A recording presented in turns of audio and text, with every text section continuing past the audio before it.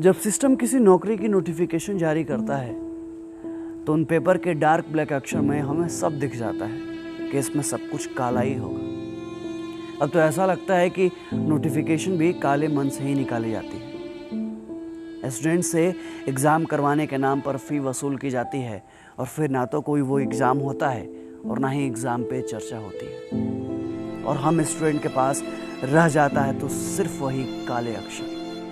फिर भी उन काले अक्षरों को अपने छोटे से कमरे के बड़े से दीवार पर चिपका कर ही सांस में पढ़ाई करते हैं कि कभी तो सिस्टम और सिस्टम के लोगों को शर्म आएगी, कभी तो उन्हें हम बेरोजगारों पर तरस आएगी, या फिर कभी तो किसी बड़े अधिकारी मंत्री मीडिया को उन 2.5 करोड़ फॉर्म पर नजर जाएगी जिसका बत्ती बनाकर ये लोग देशभक्ति का दिया चला रहे हैं। लेकिन नहीं, तो ये मत भूलिए साहब कि हम युवाओं को भी दिया जलाने आता है। बत्ती को मसाल बनाने के औकात हम युवा भी रखते हैं, और जिस दिन उस मशाल को लेकर देश का युवा सड़क पर उतर गया ना, आपके काले मन और काले अक्षर का हिसाब किताब बराबर कर दिया जाएगा। युवा भारत की बात होती है तो सरकार और मीडिया चैनल सीना ठोक कर इतराते हैं, पर वहीं बात बेरोजगार भारत की आती है तो सरकार और बड़े बड़े मीडिया चैनल्स की बत्ती गुल हो जाती है। सनद रहे सरकार, ये एनालॉग नहीं डिजिटल इंडिया है। यहाँ लाइक और डिसलाइक दोनों एक ही अंगूठे से दिया जाता है। कलम पर राजनीति मत कीजिए, स्याही को स्याही रहने दीजिए, उसको खून बनने पर मजबूर मत कीजिए, वरना इस बार सड़क पर भ्रांति नहीं संपूर्ण क्रांति आ जाएगी। लोकसभा चुनाव के पहले एनटीपीसी और रेलवे की वैकेंसी की घोषणा हुई, 2.5 करोड़ से ज्यादा फॉर्म फिलअप किए गए, पैसे भी लिए गए, लेकिन ऐसा कुछ भी नहीं बताया गया कि अब हम आगे क्या करें। लोकसभा के चुनाव भी फटाक से कर लिए जा रहे हैं और उसका रिजल्ट भी एकदम फिक्स डेट फिक्स टाइम पे आ रहा है। राज्यों में सरकार बनाने के लिए विधायक भी सेट हो जा रहा है। साला सिर्फ एग्जाम कंडक्ट करने वाली संस्था सेट नहीं हो पा रही है। कमाल है साहब। क्या एसएससी सीजीएल वालों की जिंदगी में सिर्फ पीटी या मेंस है, या कोई फाइनल रिजल्ट भी है? उनका कोई भविष्य भी है, या फिर सिर्फ चोचलेबाजी है? एक स्टूडेंट आपसे ये पूछता है कि आखिर कब तक सरकार और सरकारी आयोग हमारी जलती हुई जवानी को झुलसाते रहेंगे? आखिर कब तक हमारे जज्बातों को दरकिनार किया जाता रहेगा? आखिर कब तक हम अपने कैरियर को बनाने की जिद कैरी करते रहेंगे? 2017 वाला भी एसएससी का रिजल्ट अटका पड़ा है। 2018-19 का तो छोड़ ही दीजिए। आरआरबी वालों का भी कोई पता नहीं है, और ये एनटीपीसी वाले भी हिमालय की गोद में समाधि ले चुके हैं।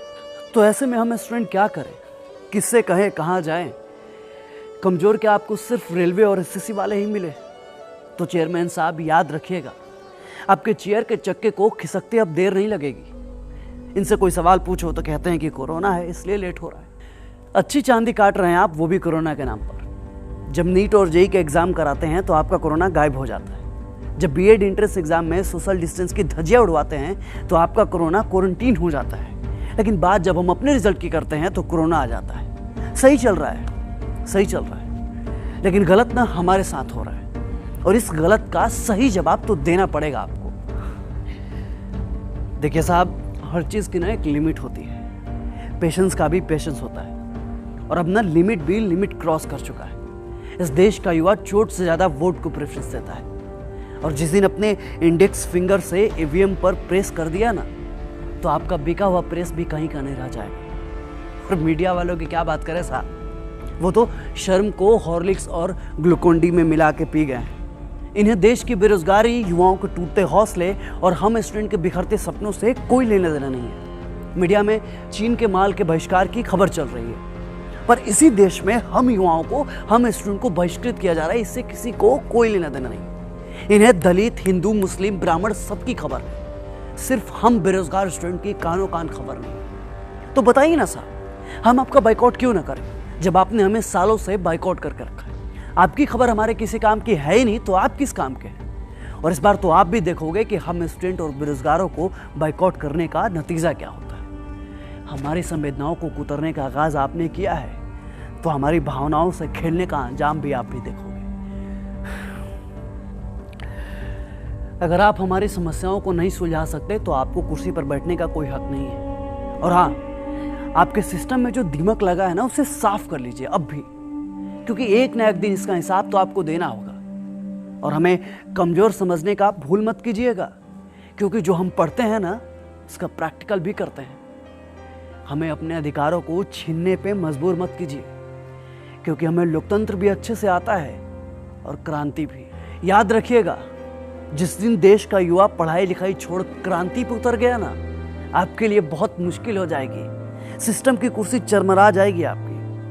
और ये मत भूलिए कि लोकतंत्र में सत्ता का नशा ज्यादा दिन तक नहीं रहता, क्योंकि जो लोक है वही तंत्र है। क्यों तरसता है तू बंदे, जल्द ही बदलेगा मंजर।